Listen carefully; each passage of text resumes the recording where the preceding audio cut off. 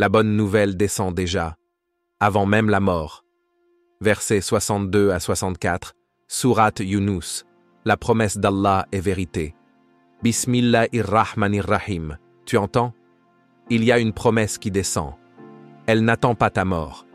Elle n'attend pas ton dernier souffle. Elle n'attend pas que tu sois enterré. Elle descend maintenant, ici, dans ton quotidien.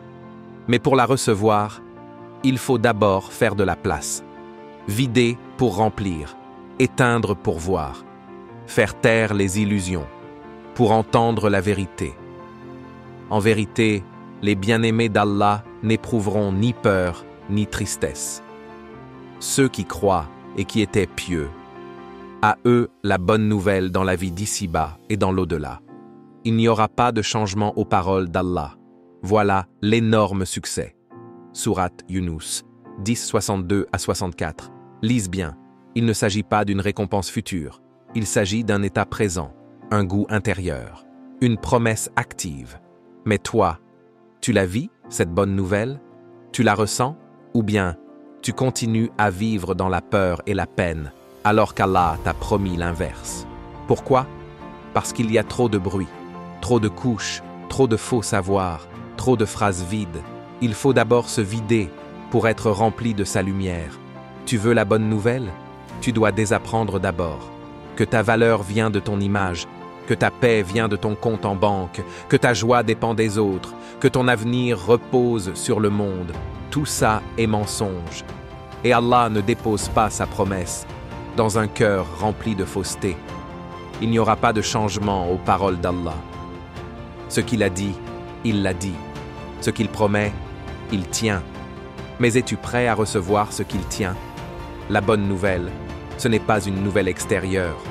Ce n'est pas un événement. Ce n'est pas une personne. C'est une descente intérieure. Elle se ressent. Elle s'installe. Elle devient un mode de vie. Tu te lèves avec paix. Tu manges avec conscience. Tu réagis avec douceur. Tu pries avec présence. Et les gens se demandent, mais pourquoi cette lumière en lui? Pourquoi cette stabilité, même dans l'épreuve? Parce que tu as reçu la bonne nouvelle. Mais comment elle vient? Elle vient quand tu as cessé de courir. Elle vient quand tu as cessé de te mentir. Elle vient quand tu t'es vidé du moi pour accueillir le lui. Et là, Allah dit, La khawfun alayhim wa la hum yahzanoun. Ils n'éprouveront ni peur, ni tristesse, ni peur du futur, ni tristesse du passé. Ils vivent maintenant, avec Allah, sous sa promesse, dans sa vérité. Tu veux un critère?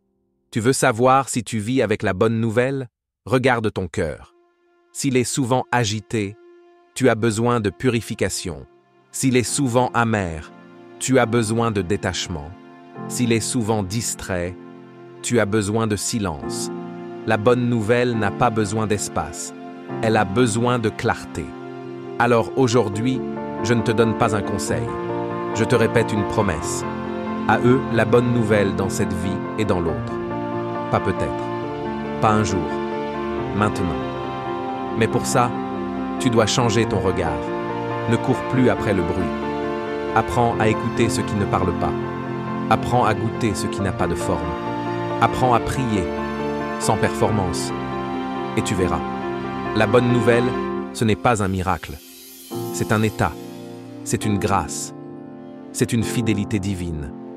Allah donne la puissance aux vertueux. Et la promesse d'Allah est vérité. Coran. Alors aujourd'hui, dis Ya Haq, tu es la vérité. Ya Mu'min, fais-moi goûter la vraie sécurité. Ya Latif, fais descendre la bonne nouvelle doucement, sans que je m'en rende compte. Ya Nur, remplis-moi de lumière, maintenant, pas après la mort. Ya Rab, je te choisis maintenant. Donne-moi cette vie pleine, avant même l'au-delà. Oui, la bonne nouvelle descend déjà, avant même la mort. Mais elle ne descend pas dans un cœur occupé. Vide, purifie, reçoit,